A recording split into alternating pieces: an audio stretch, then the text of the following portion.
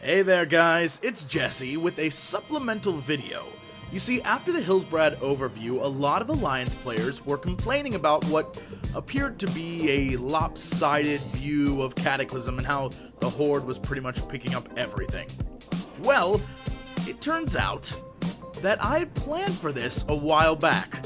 You see, on MMO Champion, this dude had posted this map that he had colored in with all the different factions and what he had done with pre and post Cata. It was very cool. I wish I could remember the original poster's name, but I can't. So let me just say a quick thank you to him or her.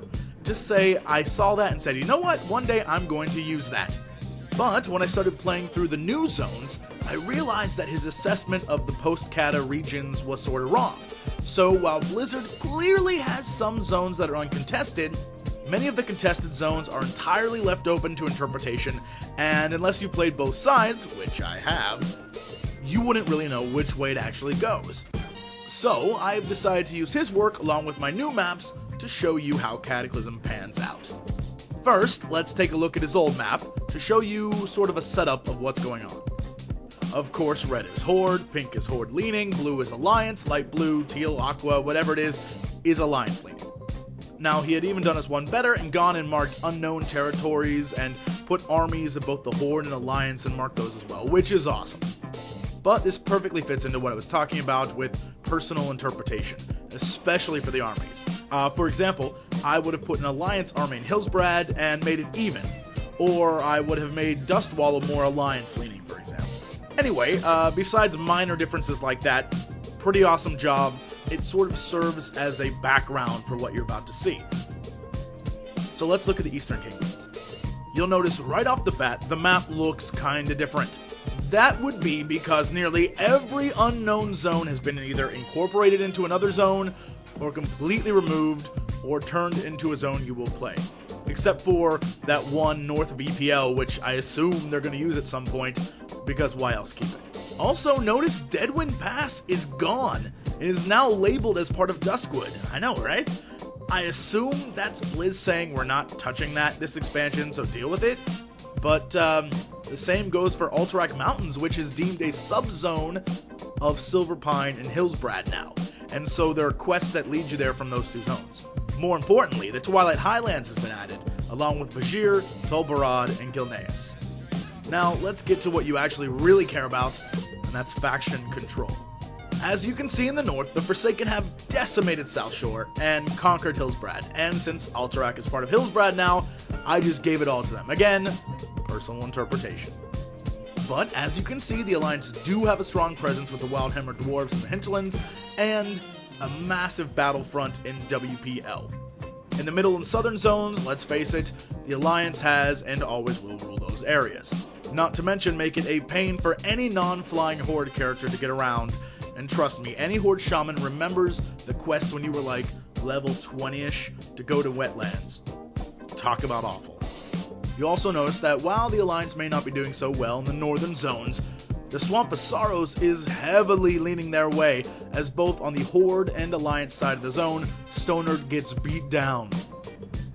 But if we really have to judge based on change, I think it's safe to say that Alterac and Swamp of Sorrows balance each other out, and the Horde goes up a zone with Hillsbrad. So, for the record, it's 1-0 Horde. Moving on, let's talk Kalimdor. Now, unlike the Eastern Kingdoms, map-wise, except for a few features, the splitting of the Barrens, the addition of Hyjal, Uldum, and the new AQ zone, physically not much has changed. Now, for the good stuff, take a minute, let it sink in. As you can see, the top and bottom of the zones haven't even really changed all that much faction-wise, but the middle zones are crazy. Now, yes, the Horde has taken Ajara, and let's be honest, was there ever any reason for an Alliance to quest there while leveling? I remember like 10 quests for the Horde, and even those were pretty lame.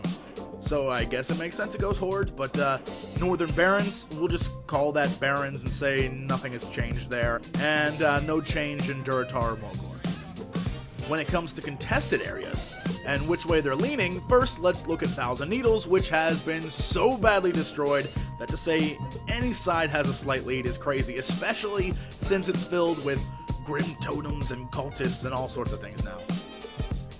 As for Ashenvale, the Horde does have a major advantage, but I would say, having played through both sides, it's only slight, because by the end of the Alliance questing, they've really sort of beaten back most of the advances, but I will still give the Horde the lean. Now, Stone Talon is clearly Horde leaning. If you've seen the overview or any of the other videos, it's fairly obvious. But if you head into the Southern Barrens, the Horde is getting wrecked there. It's worse than the Elves in Ashenvale, by far. And really, Dustwallow, I mean, come on. The Horde quests there haven't changed at all, except for like 2 pieces of dialogue, and the Alliance essentially dominate the zone anyway, and now they have a huge road and roving bands of soldiers and all sorts of stuff. I give it one more expansion before the entire thing is an Alliance zone. Then, that brings us to Feralos. Now, I would have sworn up and down that come Cata, this would be a Horde-leaning zone, especially after seeing the map with Feathermoon Stronghold taken over by the Naga.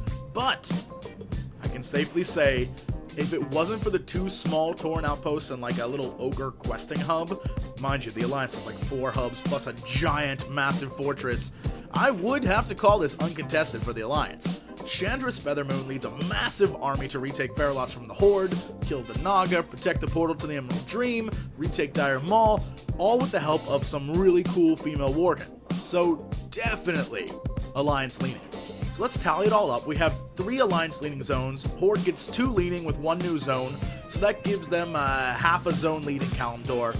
And as a member of the Horde, I really don't even feel like I think it's that much. But to be fair, that makes 1.5 zone lead by the Horde in Cata. Now, let's rewind and go back a minute. Keeping into account that pre-Cataclysm, I would have called Dustwallow Alliance leaning and Hillsbrad as an even zone, that puts our current situation as Alliance 10 controlled, 1 leaning, which we'll say is 10.5. And Horde, 7 controlled, 4 leaning.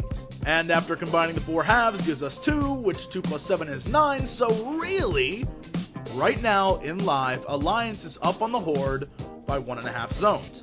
And in Cata, the Horde goes up on the Alliance by 1.5 zones. So really, all they did was flip it. Which, I'm aware is a lot of yakking and quick talk and BS, but you know what? That's my interpretation of it. And let's face it, that's all this really is interpretation. How one side sees it versus how the other side sees it. Really, when you actually play the game, you'll see it as being quite even.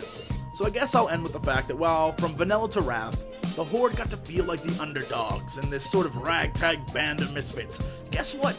The Alliance now gets to feel the same way in Cata. So enjoy it, right? I mean, at least you didn't get stuck with Garrosh.